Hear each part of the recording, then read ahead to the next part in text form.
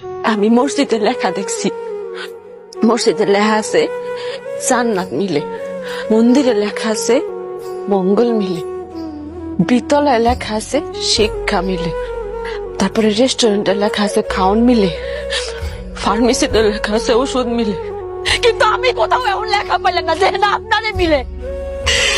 আপনি কইতে পারেন আমি কই গেলে আপনারে পাইতাম, কেমনে আল্লাহর কাছে চাইলে আমি আপনারে পাইতাম।